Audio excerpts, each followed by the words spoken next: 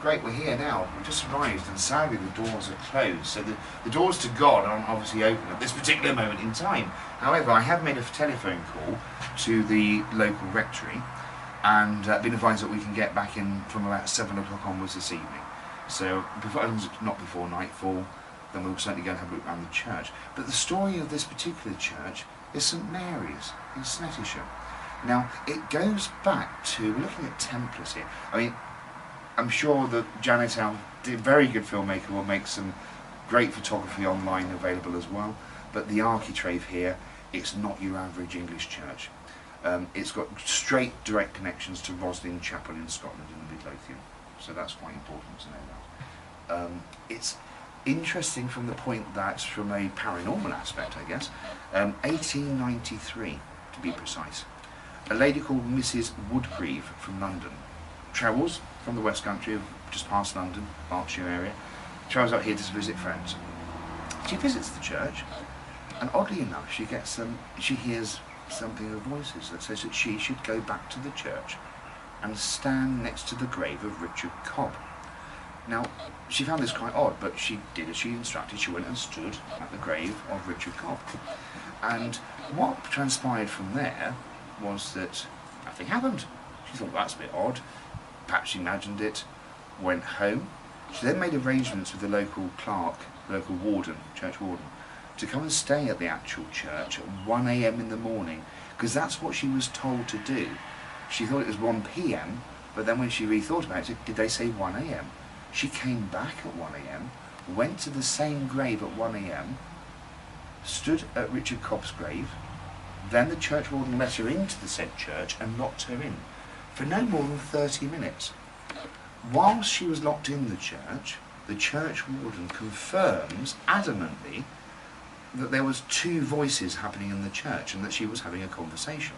He could hear the conversation, but he couldn't hear exactly what was being said. But there was more than one voice going on. He unlocked the church just after 1:30 AM in the morning. She walked out and said, I need to go and see the daughter of Richard Cobb.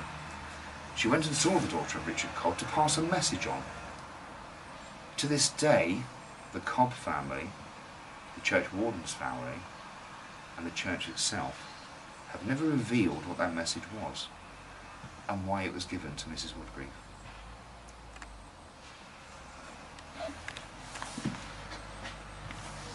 Cool, huh? Okay, great, so we finally got inside Snettisham Church, which is absolutely wonderful.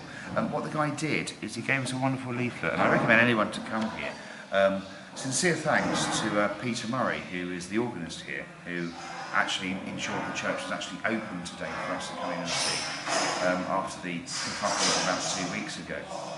What's really interesting is, here's a leaflet here, which we're going to put online at some point, I guess. It gives you the whole layout of the church itself. Well, in modern times at least, anyway. We know from the fact that the church has been here sort of medieval time, really. We go back to the Norman times. It is claimed that there's a Norman building on top of it, or below this church. There's a lot of truth in it. It's never been proven. One of the questions I asked Peter was, has there been an actual symptomatic scan across the area to see whether anything was showing underneath? To his knowledge, that hasn't happened. I would suspect someone has done that at some point. We're told to say, let's leave that well alone, and you shouldn't be scanning it. For a multitude of reasons that I guess even I won't really need to share or want to share, really, to be fair. But what's really interesting is when the Lady Chapel, this has got a sort of interesting feel to it. I wouldn't say the place is haunted as such. I think what we're looking at with regards to Bernard and Mrs Goody from London, we're looking at more of the issues of the connections of Guardians of Secrets and the passing down of information. I think I can pretty much confirm that now. And what I'm going to do is show you from the beginning of the church and the entrance down, so you get a feel of the place, the way that this place has been built, how people have been put and buried and entombed within the walls here.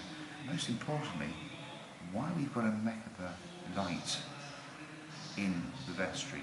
So let's go and have a look at that. Right, we're here on the 16th of June at Snettisham Church. We got access today, and sincere thanks I've already said to Peter Murray and especially Veronica for allowing us to get into the place today. It's an amazing place. It goes back beyond the 19th century. Most people believe it to be from the Norman times, and I think there's a lot of element of truth in there, as I've already said, regards to the original foundations underneath this particular church going back to Norman times and beyond. The settlement of Snettisham has been here for a long, long time. We're looking back to 400 AD. So if you look at Snettisham in 400 AD, that gives you a bigger picture about there had to be some kind of chapel or area of worship here at the time. What's particularly interesting about this church, to many others that we've seen over the last few weeks and months of touring around, is that, and we'll just take up to the top here, I want to show you the Celtic connection, in particular to the King of Tyre, and the connection of the King of Tyre to the Knights Templar, in particular, and to Freemasonry, dare I ever use the term. As we go up here, we've got the fleur-de-lis, which I'm not surprised to see. It's not really around in East Anglia, but in this particular church, with its Masonic value, I expect it to be here. And we see we've got the main Celtic cross, obviously representing the King of Tyre. On the area over the back there, which is sealed off, I don't think it's safe to go over there to film, but we've certainly got some pictures a short while ago. We've got the main emblem of Tyre as well, which again I would expect to see here. Most importantly, it's quite interesting to have such a anglicised Christian church with so much Judaism, so much Judaic embolism. In particular in the vestry, we have the Star of David, the Merkabah, the hexagram. That's actually the main light. So you can see the crossovers between the conflict, I guess, would be a best way of describing it, even down to the... But when we go back, we must always look back towards the migrational pattern of how England became to be a land inhabited. We've covered this in many other films and many other clips of recent days, and how there's no such thing as a real British person, we know that. Everyone has come from a different land and a different landmass, but predominantly from Ireland. That's the main migration pattern we've got from the Vikings, and then we've got from Irish, from both sides of the fence, and from the Icelandic valleys and the Highlands of Scotland. So we've got migrational patterns. So let's just go and have a brief look at the vestry. And so we've been allowed to come into the vestry itself, and as we enter, the first thing that strikes me when we first enter, we've got the Star of David, we've got the hexagram, with the fleur-de-lis. So we're looking at, dare I use the Priory, we've got Priory symbolism here, which I would expect in this church and its actual building itself. It's containing many, many things that perhaps the average mundane person perhaps would not normally see. But we can see we've got the fleur-de-lis right way round, definite symbolism. We've got illumination, pretty obvious there. The fleur-de-lis, the illumination, the Knights Templar, Freemasonry, all linked in. And then we come down to here, and then bang, we get our eureka moment when we see the links between the Starman family household and the Neville household. The shield, if we look at the shield there, I don't know how much we can see of that particular shield, but we have the combined Starman and Neville household linked in together. That was the blending of the two shields, which is quite interesting. And how, and one can only assume, or even speculate, that this must be the point of where there was some kind of calmness and some kind of amalgamation of the lines.